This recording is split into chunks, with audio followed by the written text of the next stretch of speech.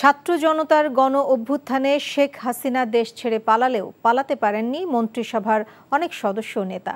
সাবেক প্রধানমন্ত্রী শেখ হাসিনার বেসরকারি শিল্প ও বিনিয়োগ উপদেষ্টা সালমান এফ রহমান ও সাবেক আইনমন্ত্রী আনিসুল হককে সন্ধ্যায় গ্রেপ্তার করা হয়েছে। নৌপথে পালিয়ে ভারত যাবার পথে ঢাকার সদরঘাট থেকে এই দুই নেতাকে গ্রেপ্তার করে পুলিশ। সাবেক ক্ষমতাসীন দলের প্রভাবশালী দুই ব্যক্তিত্বের কিছু বিতর্কিত কর্মকাণ্ড তুলে ধরেছেন মেজবা হাসান। এটাই হলো আমাদের দেশ স্বাধীনতার। সাবেক প্রধানমন্ত্রীর উপদেষ্টা সালমান এফ রহমান শেয়ার বাজার কেলেঙ্কারি, করোনার টিকা নিয়ে দুর্নীতি, জমি আত্মসাৎ সহ নানা অপকর্মের অভিযোগ রয়েছে তার বিরুদ্ধে।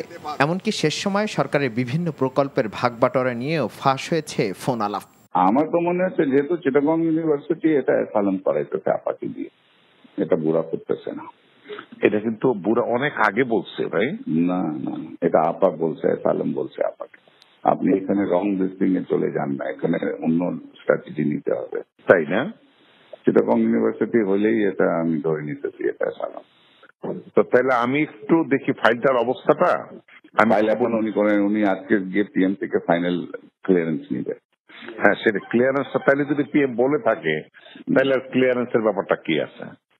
ক্লিয়ারেন্স ব্যাপার আছে, উনি আবার যেহেতু এটা অ্যাসাইলাম আমরা মেসেজ দিতেছি দ্যাট না আপনি আবার ক্লিয়ারেন্স নেন। ডিজিটাল সিকিউরিটি অ্যাক্ট বাতিল হবে না। মিসইউজ আর অ্যাবিউজের কথা। ডিজিটাল নিরাপত্তা আইন প্রবর্তনের মধ্য দিয়ে তুমুল সমালোচিত হন সাবেক আইনমন্ত্রী আনিসুল হক।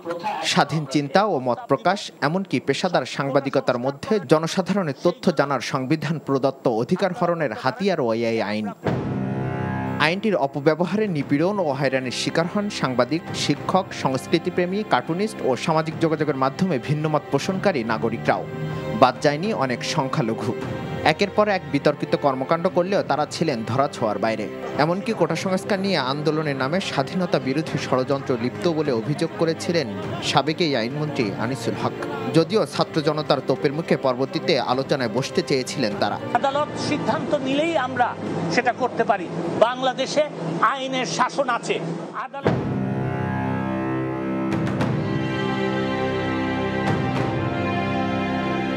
অবশেষে শিক্ষার্থীদের হত্যা মামলায় গ্রেপ্তার করা হয় তাদেরকে। Mezba Hasan, NTV news, Dhaka.